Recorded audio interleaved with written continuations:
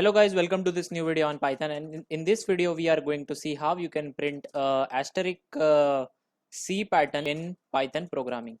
So firstly we need to convert this letter C into a form of a matrix of rows and columns. So let's see how many rows and how many columns we will be needing for printing this kind of C letter.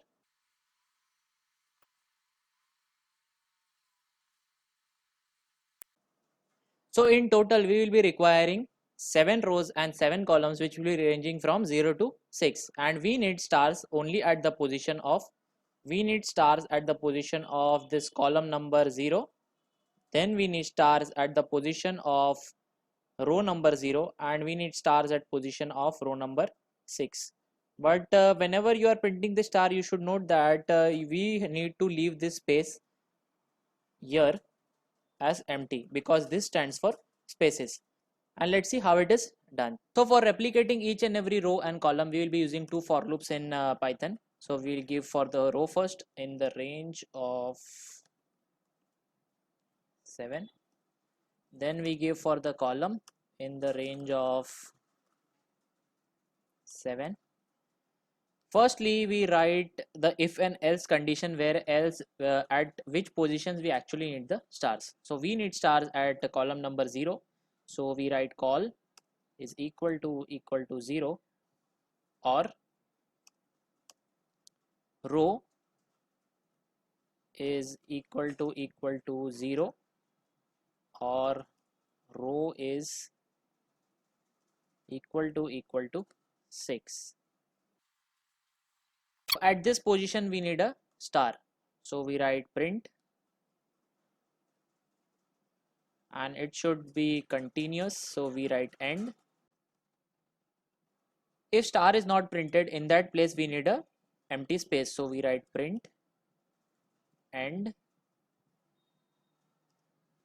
And then to go on the next line, once the first line is printed, then the second line is printed, then third line is printed, so we need to go inside the loop for this. So this is like after printing this line, we need to go to the second line, then after printing this line we need to go to the third line or the third row, then after printing this we go to the fourth one, and so on we go up till the last end. So for that we use this empty print.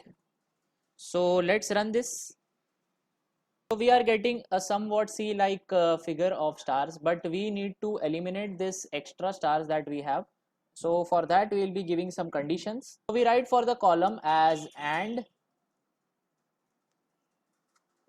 row is not equal to 0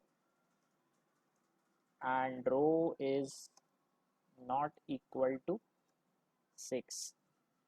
In the same way we need to give the condition for the row part too. So the condition for row part will be including columns, so we write row and column should be like greater than 0, or else this condition that we have written for the row part will be overwritten. So that's done. Now let's run this. So you can see that we are getting the desired C output for our Python program. So that's all for this video. In the next video we will see how you can print a star D pattern.